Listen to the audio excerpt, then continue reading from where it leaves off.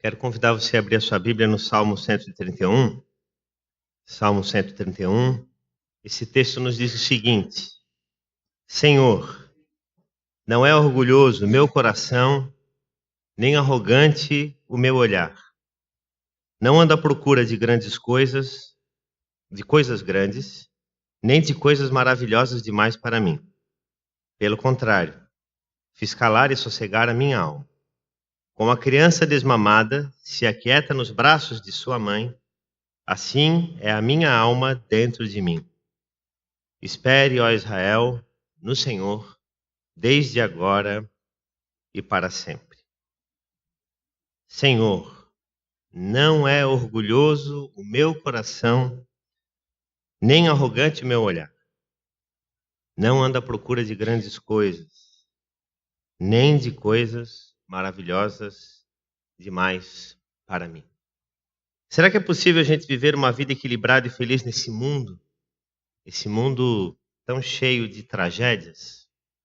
Todos os dias a gente vê notícias de pessoas que gastam fortunas, despendem o máximo da sua vida, da sua existência, para alcançar a paz interior, através, às vezes, de meios externos, exteriores, meios materiais, meios físicos. E muitas tentativas frustradas vão se somando e vão se aumentando ao longo da história do mundo. Nós temos hoje uma indústria que movimenta bilhões de dólares, tentando satisfazer as pessoas para uma vida mais saudável, uma vida mais longeva. Mas será que todas essas coisas, elas resolvem um problema da existência humana? Essa inquietude que está presente dentro do coração, do meu coração, do seu coração, que para muitos o tempo é capaz de curar, mas para outros ele é apenas um algoz. O tempo para muitos é um algoz. Na história, o símbolo do tempo é a ampulheta.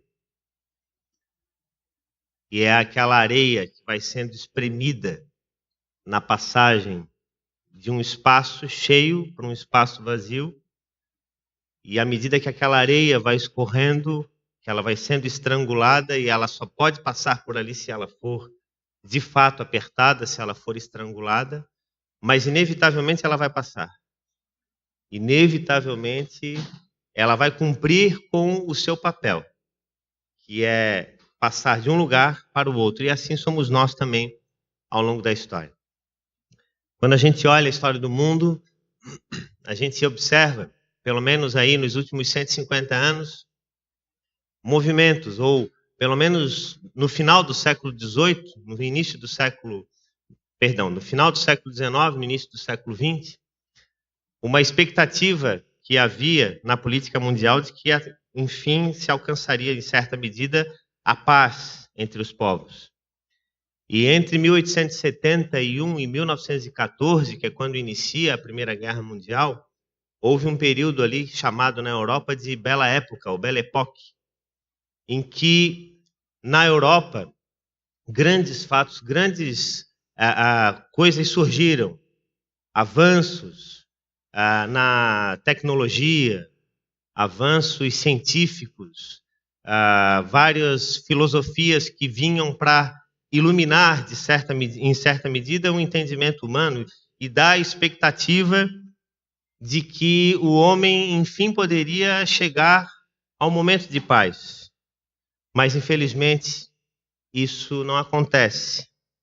Então, pensando um pouco mais na história, no dia 24 de junho de 1914, o arquiduque Francisco Ferdinando, que era o herdeiro do Império Austro-Húngaro, ele fazia uma visita em Sarajevo, que é a atual Bósnia, e o território na época ele era dominado pelos austríacos, mas diversas organizações clandestinas buscavam a independência ali daquela região.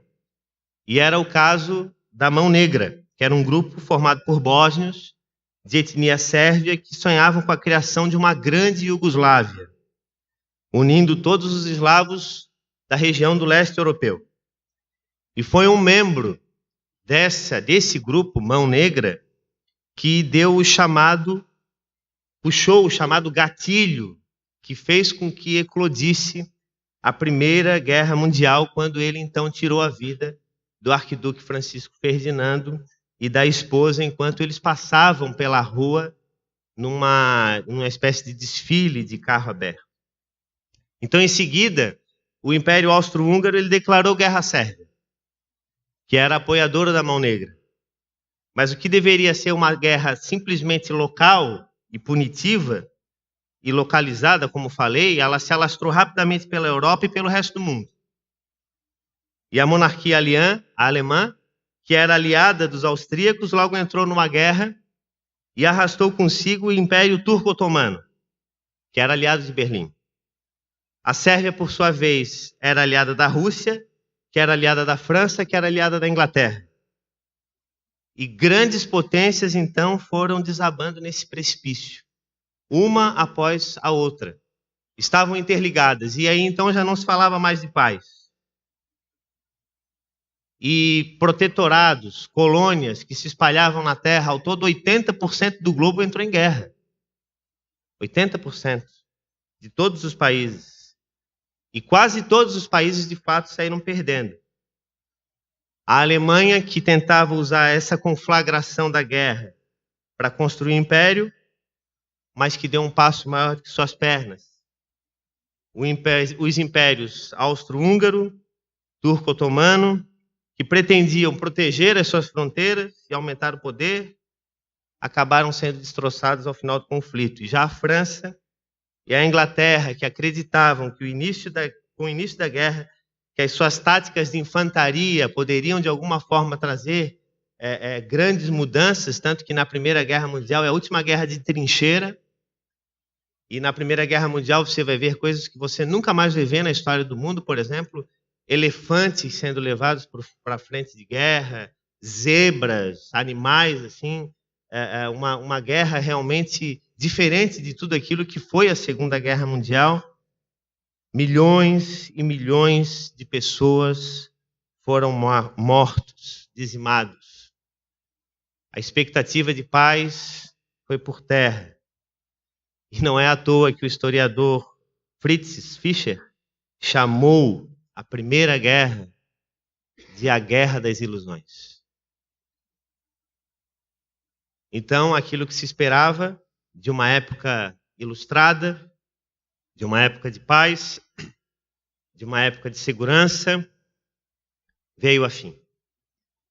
E poucos anos depois, vem a Segunda Guerra Mundial.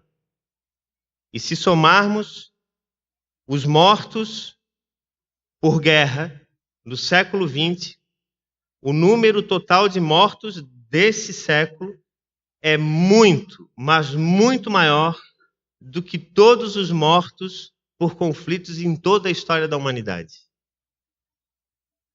E a paz? Como descansar no mundo assim? Como poder esperar em Deus no mundo assim? E nos nossos dias? A gente tem acompanhado aí uma ansiedade cada vez maior presente na vida das pessoas. Homens, mulheres, dos jovens. Os jovens, por exemplo, estão cada vez mais desesperançados. Uma pesquisa feita pelo Instituto Datafolha recentemente destacou que 62% dos jovens entre 16 e 24 anos quer sair do Brasil. Não quer ficar no Brasil mais.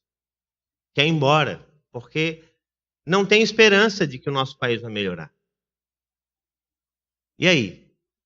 Como falar para os nossos jovens o seguinte: fiquem, esperem.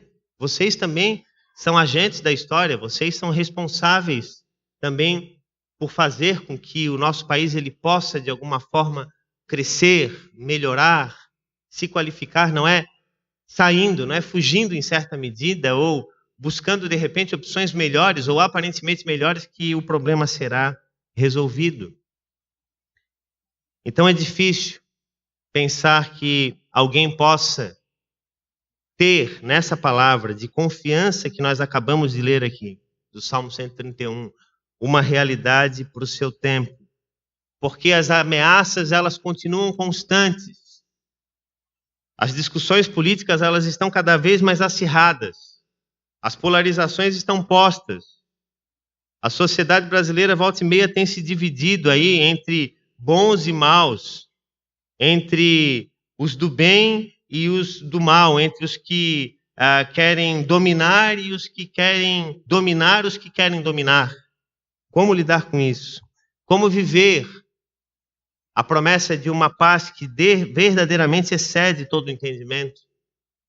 Então, quando nós nos debruçamos sobre esse salmo, nós percebemos então que esse salmo é um salmo de alguém que teve no seu coração todos esses anseios, todos esses medos, todas essas expectativas, todas essas angústias, mas que de alguma forma ele conseguiu encontrar no Senhor a paz que ele precisava para a sua vida e para a sua alma.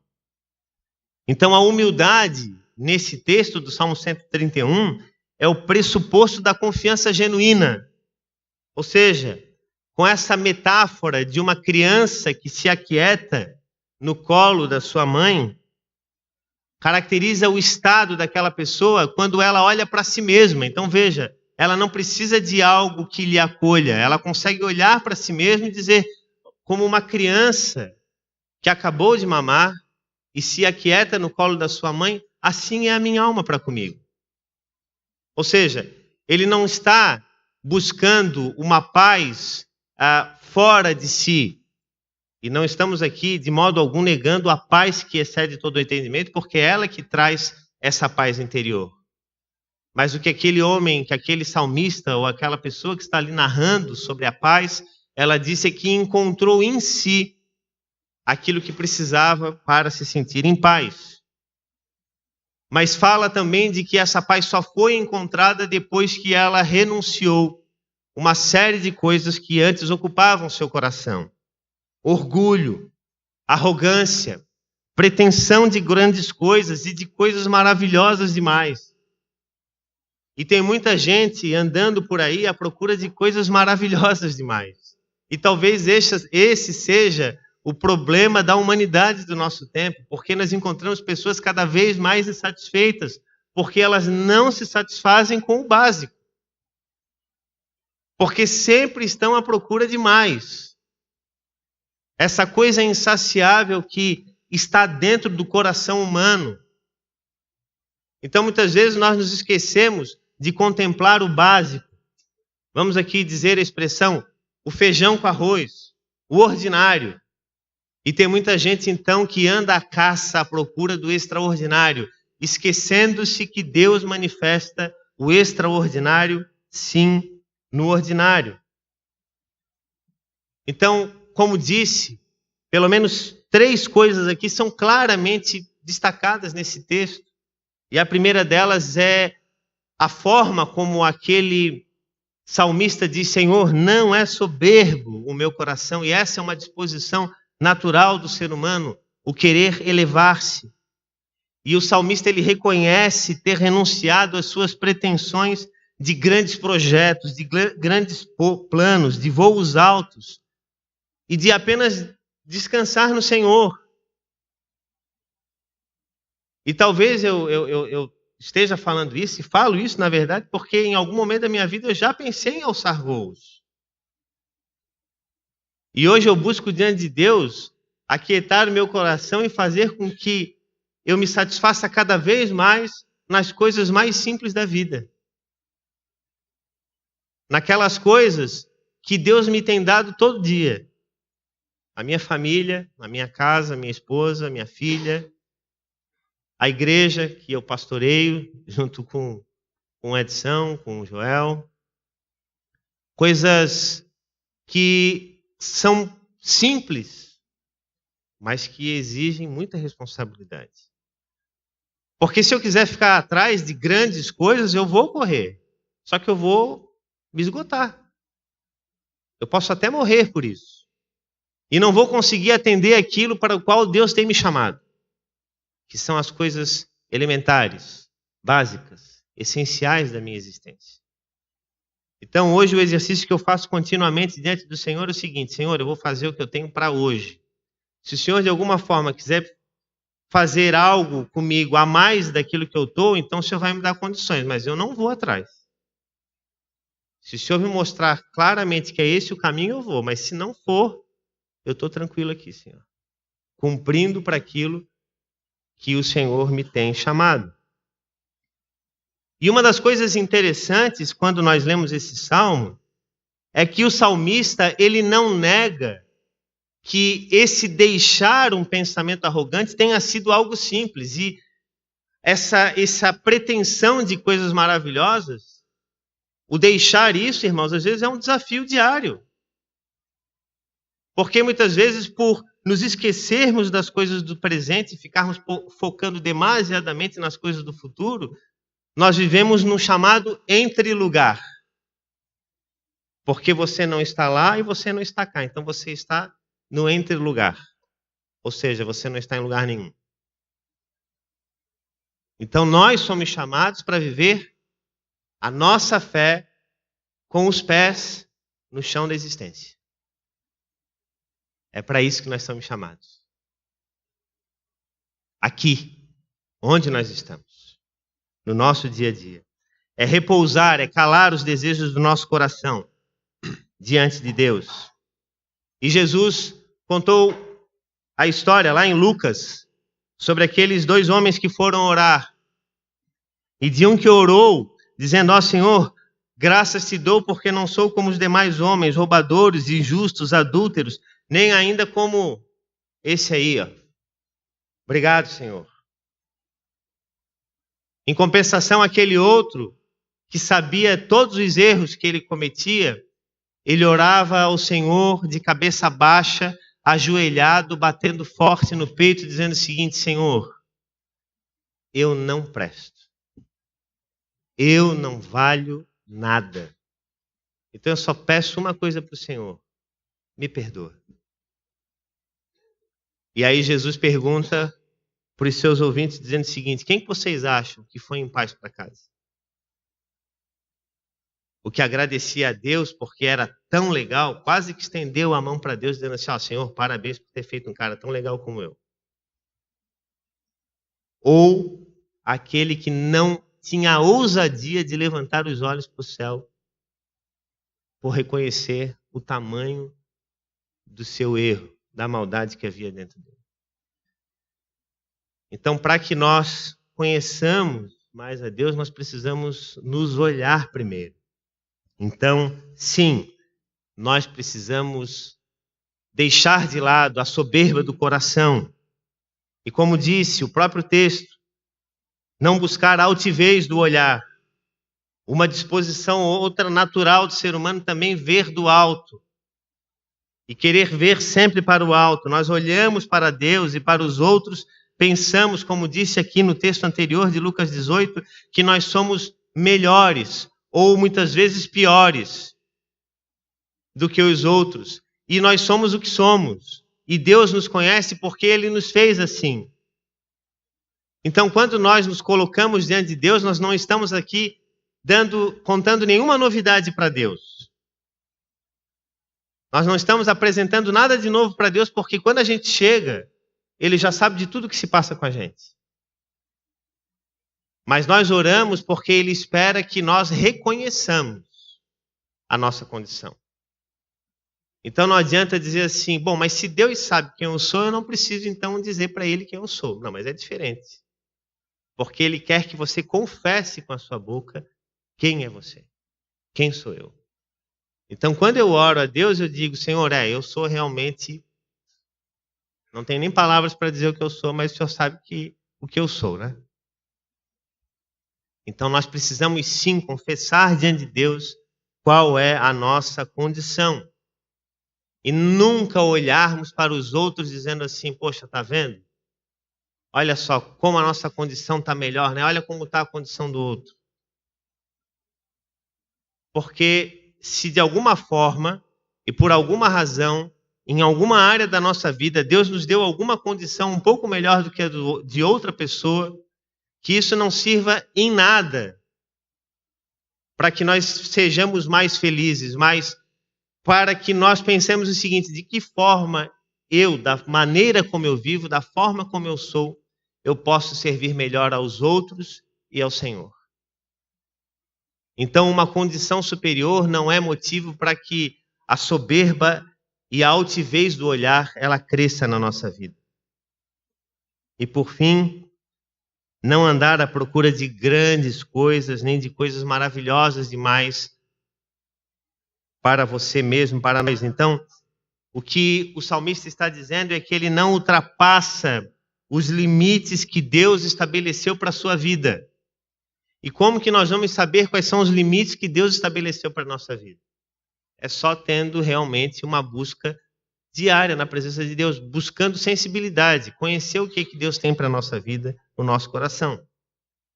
Então, o centro da gravidade da nossa vida, ele não está nas coisas que temos. E muitas vezes, o centro da gravidade das nossas vidas está nas coisas que temos. Você já percebeu isso? Porque quando a gente acorda, normalmente o que é que a gente acaba pensando? Em tudo aquilo que a gente tem para fazer que diz respeito aos bens que possuímos, ao trabalho que a gente tem, às coisas que nós temos para arrumar em casa. E aí nós vivemos apenas em função das coisas. E isso é um problema sério, porque essa é a luta diária. E o nosso convite é justamente desfazer esse ato que é comum e corriqueiro da sociedade. De não olhar para as coisas como o centro da gravidade da nossa existência, mas olhar para Deus, para a vida em comunidade, para a vida familiar, para o bem-estar da nossa família. Diante de Deus. Sim, isso é o motivo, a razão pela qual todos os dias eu e você somos chamados e acordamos e somos despertados para viver. Por fim, nós precisamos aprender a descansar como aquela criança que acabou de mamar e se aquieta nos braços da sua mãe. Ou seja, ela não precisa de mais nada, porque o leite era tudo o que ela precisava. Então, o que o salmista está dizendo é o seguinte: Senhor, eu estou satisfeito com tudo aquilo que eu tenho. Então, existe alimento mais básico e mais simples do que o leite materno? E ao mesmo tempo mais importante? Não tem. É o alimento mais rico, mais importante que existe. E ele é natural. Natural. Então, o que o salmista está querendo dizer é o seguinte, é que Deus também nos dá as coisas na medida que nós precisamos. Então, a gente não precisa ficar aí angustiados, não precisamos ficar angustiados, ansiosos com o dia de amanhã, com as coisas que temos para fazer, porque Deus vai nos dar o que nós precisamos no tempo em que nós precisarmos. Cada coisa no seu tempo, cada coisa no seu momento. E quando falavam sobre isso com Jesus, ele disse, olha, a minha comida consiste em fazer a vontade daquele que me enviou e realizar a sua obra. Então, o grande problema da humanidade do nosso tempo é não contentar-se com aquilo que Deus tem preparado para ele, para ela. É querer ser, muitas vezes, para aquilo que não foi criado para ser. E querer ter aquilo que não deveria ter. Eu lembro de uma vez, de uma pessoa que chegou perto de mim, que já havia ocupado cargos públicos importantes, já havia tido grandes posses, grandes condições financeiras. E ele chegou um dia para mim e disse assim, olha, eu não tenho nem 1/3 daquilo que eu tive já um dia. Mas eu agradeço por não ter mais nem 1/3 daquilo que eu tinha. Sabe por quê? Se eu tivesse aquilo que eu tinha, eu não estaria hoje aqui na igreja. Então Deus me fez ter o que eu tenho hoje e ser o suficiente para viver, para reconhecer que é dependência da graça de Deus todos os dias da minha vida. Então é despojar de arrogantes pretensões. É viver de maneira mais humilde. Então, a minha oração, o meu desejo para hoje, para mim e para você, é que a gente possa viver mais e melhor, deixando de lado as nossas arrogantes pretensões, buscando a Deus nas coisas simples da vida e descansando e aquietando o nosso coração dentro de nós mesmos, porque as pessoas andam inquietas, então você precisa se aquietar. Nós precisamos nos aquietar. E por isso que cada vez mais tem crescido o número de pessoas recorrendo a medicamentos e a tratamentos de toda sorte. Não que eles não sejam necessários, eles em certa medida são úteis e são precisos, e sim, mas talvez em grande medida muitas dessas pessoas poderiam não precisar dessas coisas se simplesmente descansassem. A gente não pode negar a necessidade deles, mas a gente não pode querer resolver os nossos problemas com eles. Porque, como disse uma psiquiatra esses tempos numa entrevista, numa rede de televisão, o problema do crescente número de pessoas usando ansiolítico é que as pessoas elas estão querendo mudar a percepção do problema. Elas não estão mudando o problema. Porque elas estão querendo simplesmente fazer com que elas enxerguem um pouco melhor aquilo que elas não podem mudar. E não é que não se precise disso, como falei. Mas muitas vezes o que precisamos é apenas descansar. E aí é o desafio da nossa vida. Da minha vida e da sua vida. Que Deus nos abençoe nesse caminho. Amém.